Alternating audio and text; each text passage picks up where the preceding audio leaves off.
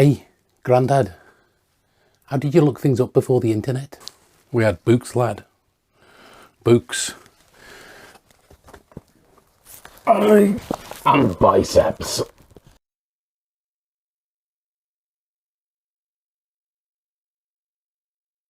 Hi, I'm Tim and I've got too many books. This video is about pre-internet reference books. It's about what we used to do to look things up in the dark days before the internet. And investigating these books, one of the things I discovered is that internet companies these days, like YouTube or Netflix, are spending millions of dollars on AI to do what these reference books often did entirely accidentally, just by the way that they are organising knowledge in an alphabetical way. Back in the days of reference books, when we didn't have that little white box that you could type something into and find things out easily, one of the things that you would notice if you went to a smart house, as it were, is that often people would have a well-thumbed copy of a dictionary, usually a dictionary in the language that they spoke. This is obviously an English dictionary. They'd have it'd be well thumbed, it'd be well used, and it wouldn't be mouldering on the shelf somewhere, gathering dust. We're often told that we shouldn't be ashamed of looking things up, and people who do look things up generally tend to be smarter than people who don't bother to look things up. You know, there's nothing wrong with not knowing things.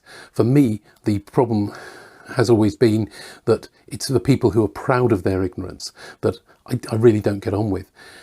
But people who look things up tend to be clever. They're not ashamed of being ignorant, but they do want to fill in any holes in their knowledge. And books like this, with nicely alphabetical listings of facts, well, in this case words, tended to be somewhat cleverer than the people who just went, well, no, I don't care. I'm too cool to know these facts, so they don't matter. The books we're going to discuss here are mainly books that back in the day I would have had beside my armchair at home and would pick up and grab for easy reference, usually when I was watching the television. I've had a thought, I'd pick something up and look it up. And one of the two sort of most sizable books I had by my chair were my film guides. I'm a bit of a film buff and I needed a good film guide. Halliwell's Film Guide and possibly Halliwell's Filmgoer's Companion.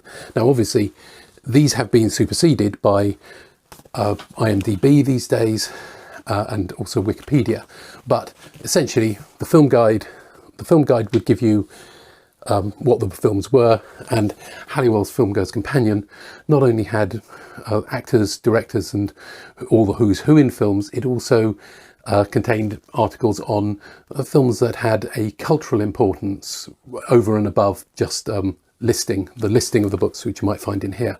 Back in the day, Halliwell's Film Guide became so widespread that it was almost an eponym for film guides in general. You know, have you looked it up in Halliwell's? Leslie Halliwell was a leading film critic in Britain. Obviously, other film guides will often be associated with other film critics or with some kind of listings magazine. It was quite possible not to agree with everything that Halliwell talked about in his film reviews in the books, but one of the things I always found about Halliwell is that he'd always seen the same film as I did. Even if I didn't agree with his opinion on a film, and he could be fairly opinionated, it's almost always, yes, he's seen the same film as I had. And this is for me, is a mark of what makes a good critic. It's not that I agree with them all the time, but they have seen the same thing as me. Now, of course, you can't live just by film listings alone. You need to know something about people. Television's always popping up random people that you're supposed to know about. And what you need, therefore, is a big biographical dictionary, nice and thick. 20,000 people in this particular version of it. James's Biographical Dictionary. There are others, and I do have one or two. And this just has a fairly comprehensive listing of people that are, profiles of famous people. Now, obviously, who judges who is famous? This is a British book published by British people, so it's going to tend to favour people who British people think are famous rather than, say, German people think are famous. So it might miss out some people if you're not British, you might find it misses out a few people. But it's really a very useful. It was a very useful book to have. Now, obviously, this is completely superseded by something like Wikipedia these days. Because I'm interested in books, after all, I have too many books. I needed to know about what kind of books I should read and about literature in general, which is why I got my hands on the Cambridge Guide to English Literature. This is obviously only English literature, so there's no Tolstoy or Dostoevsky or Victor Hugo, so anyone like that. So, but it is a fairly weighty tome. It tells you, we'll have précis of the books, summaries of the books, and also life stories of various important literary figures in Britain. Very, very useful book. Very, very thick and heavy book, obviously. And again, something that has been almost entirely superseded by Wikipedia and other things, but was at the time, I found it extremely useful. I go to a lot of theatre and I'm very interested in theatre, and therefore what was essential is some form of theatre guide. This is the Concise Oxford Companion to the Theatre. This is fairly thin gruel when it comes to it. It has sufficient information about major playwrights and major plays and also major theatres, but you know, it's not, there's not an awful lot of information. Theatre is very much a minority interest for in world terms, so you know, there's not an awful lot of choice when it comes to theatre information. And even today, there really isn't a really good version of an IMDb for theatre, because it is this minority pursuit. But you know, so something like this, it was in the day very important, and to a certain extent still is. Another thing that I was very interested in was pop music, so I needed a good guide to various rock stars. This was published in 1995, and it was the only ever version of this that they did, and it really would have been good if it could have been kept up. Now, obviously, this sort of thing, you know, there's tons of stuff, tons of information on all these people, especially on places like Wikipedia again, or and other specialist websites. So you can find out an awful lot about all the people mentioned in this book. And it's such a pity that this was never updated, because, you know, we'd still like to know about them. Now, I've lived in London for almost 40 years now, on and off. So one of the things about being a Londoner is you need a decent book on London. And here's a hefty, chunky thing, the London Encyclopaedia, all the secrets, all of the bits and pieces you want to know about a particular street's history, or a particular building, or people related to it. This was a very useful reference work. Again, superseded. There are plenty of channels on YouTube which will give you tons of stuff on London's history and all about London. So to a certain extent you can find all this stuff in here on the internet, but it was at the time very useful, and it was a really great thing to have. Now, having mentioned being a Londoner, back before the days of Google Maps or City Mapper or Apple Maps or whatever, in order to get around you needed a map of London. You usually have an A to Z map of London in your pocket, but also perhaps at home you would have one of these. This is the London Street, Greater London Master Atlas of the London Geographers A to Z Company. Was founded by a woman called Phyllis Purcell, who brought out early versions of this map. She walked about 30,000 miles, mapping out about 23,000 streets in London. It's a massive achievement, and in many ways, when you thought of London, you thought of all the streets laid out, while you have may have a sort of photographic idea of various sights and sounds. When you thought of London as a whole, often you would think of one of the beautifully designed maps in this book. While you're not going to have quite so many people carrying around pocket versions of these maps, this kind of thing is still a nice thing to have around the house, so you can look things up if you want to familiarise yourself with an area. And also it's still used, I think, in places like takeaways or delivery companies, where they just want to see the whole map, and they'll have a big wall map probably made by Geographers A to Z. If you have one kind of map for just London, you're going to need maps for other places. I think I still have in my car a rather battered copy of a road atlas, which I hardly ever use, but it's nice to have to hand just in case the internet isn't available where I am. But that's just a road atlas of Britain. But I also bought myself a big honking atlas of the world. This is the Times Concise one.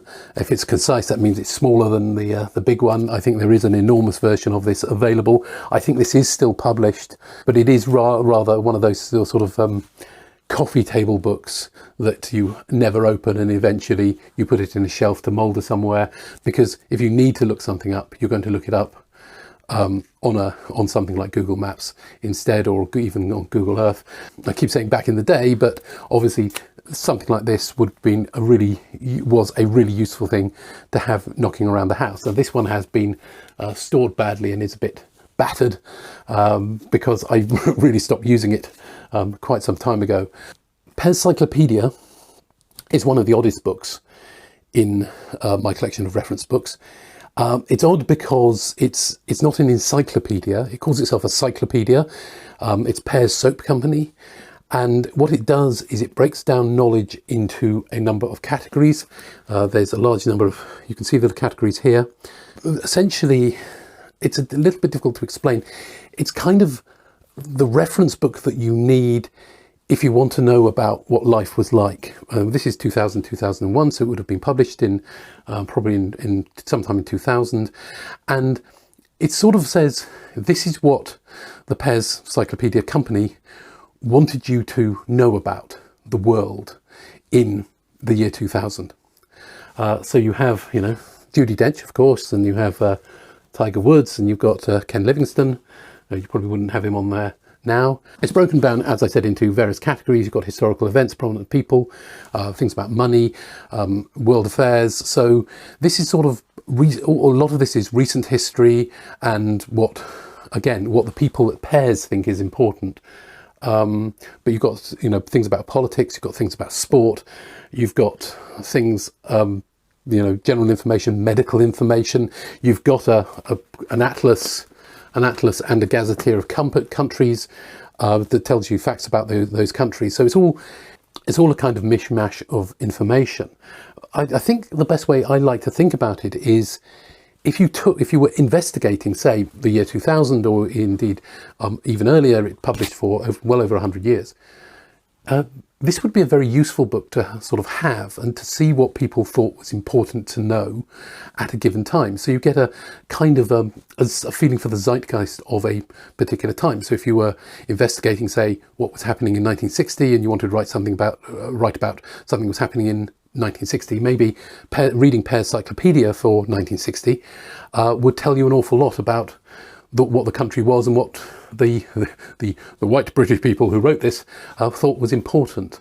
Even when you're looking at something like the sports section, it's the sports that are most important to British people, not necessarily the sports that are in themselves, the world, important to the world or important right now. So yeah, it's a sort of collection of time. It is always a book of its time.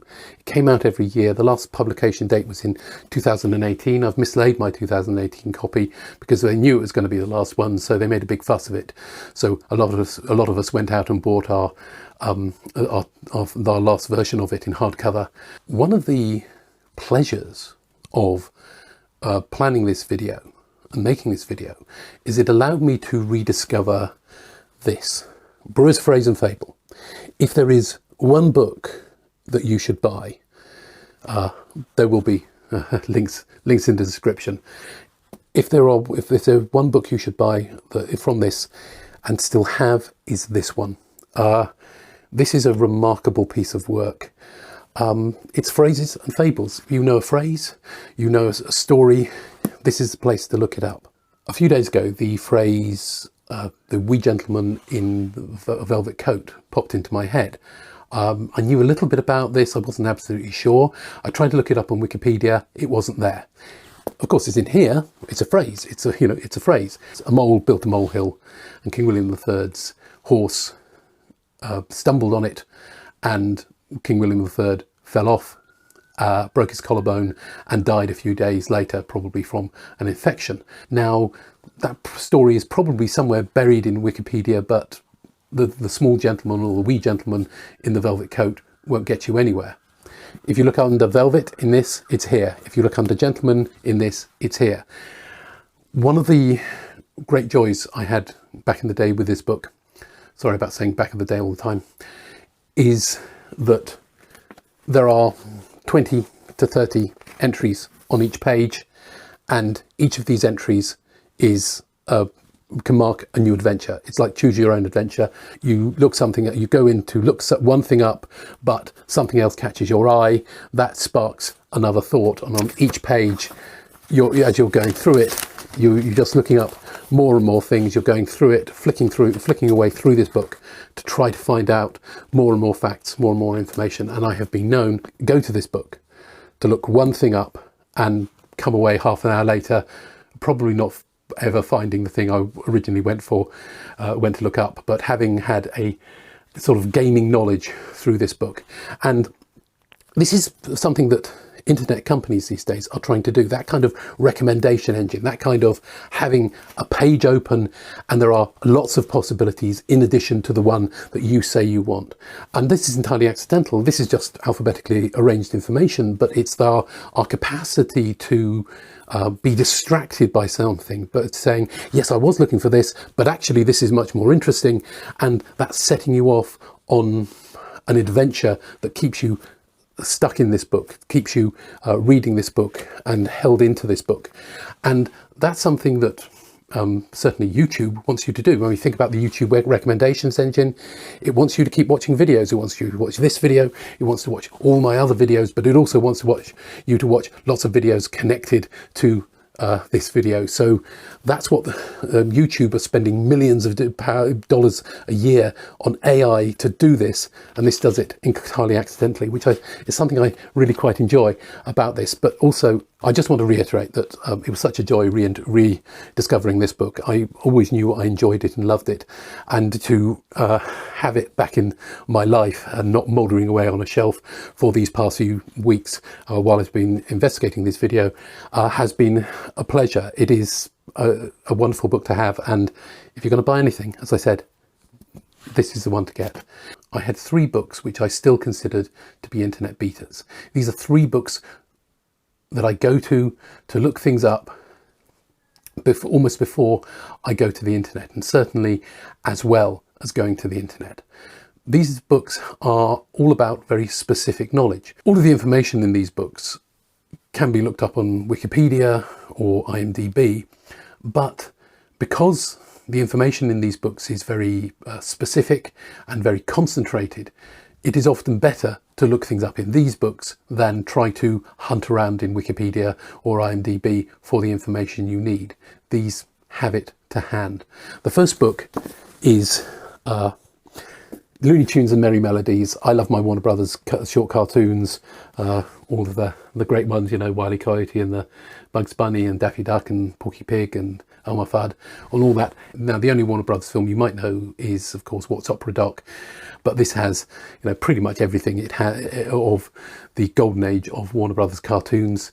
And it's a nice book to have, especially if I found myself watching a Warner Brothers short cartoon and want to know more about it. I'm going to get an awful lot more information out of this than I would be switching between IMDb and Wikipedia to find out precisely about this book. So it's it is a useful book, not used as much as I used to, but certainly if I ever go down a Warner Brothers short cartoon rabbit hole, Looney Tunes, Merrie Melodies, I'm going to this to have beside my chair so I can look things up. Now, I'm a big fan of P.G. Wodehouse, and indeed I once tried to produce my own little P.G. Wodehouse website. Didn't get very far because I thought, well, I have to read all the books, and I still haven't read all of P.G. Wodehouse yet. It might take me the rest of my life. But one of the books I discovered was Who's Who in Wodehouse, and this is a concordance of every character that you'll ever find in any Wodehouse books. P.G. Wodehouse wrote a number of book series, things like his Blanding stories, his Jeeves and Wooster stories, Mr. Mulliner, Eucridge, Per Smith, and he, or Smith it should be. There were a lot of crossover between characters in the books, and this really is a concordance of all of them. It's set out with a biography of all of them, and also has little codes to say where where each character appears, and then at the back you can look up the code and see where everything is. Now, obviously, there are things like this. There are lists of characters, I think, on Wikipedia of Wodehouse characters, but this has a better biography, I feel, and also it just feels easier to look up than just keep browsing through Wikipedia to try to find out the information you need. There are probably some very good Wodehouse resources out there you can do by simply searching for them on the internet or Googling them, and but I just find the concentrated nature of this and the convenience of this just beats the internet at the moment, and it certainly does it for me. It might not do it for you, of course. When I was planning this video, I mentioned to a family member that I owned a copy of this book, British Sound Films, and they asked to see it. I went to visit them and popped out to the shops for a couple of hours, and when I came back they cursed me somewhat humorously because they'd spent the intervening 2 hours just looking through this book, looking things up over and over again. Now it is their time period, so they knew a lot of the films, they'd seen a lot of the films mentioned in this, and this book is every sound film from 1928 to 1959. The only one I could never find actually was Night Mail, which is technically a documentary. That's the one with the W.H. Auden poem, but there is pretty much every fiction film. This book has been somewhat criticised because some of the précis and summaries in this give away an awful lot of the plot titles. I don't mind that, because quite honestly it's a bit of a myth to say that everything is available on the internet. It isn't. You're not going to see a lot of these films. This was written by David Quinlan, published in 1984, and it's a great pity that he didn't do 1960 to the year 2000, which would probably cover the same number of films, although it covers a greater length of time. But it would be really nice to see a follow-up to this. I tend to go to this book rather than going to IMDb or Wikipedia when I'm watching an old black and white British movie, because I know I'm going to get better information, a higher quality of information in here than I will probably get in Wikipedia or on IMDb, because it's just so comprehensive. It has just so many films that you just want to know about and find out about, even if you can't see them on television, because they're just simply mouldering away in an archive somewhere and nobody's worked out how to monetize them. So that's my selection of reference books from the shelves. I have to say they have been sitting around on a shelf in the corner, gathering dust and mouldering away for well over a decade now. But maybe you've got some books that still beat the internet, and you go to them before you're going to look something up on your usual IMDb or Wikipedia or even maps. Something that you prefer, something that brings out good memories for you that you still want to keep around. Enjoy.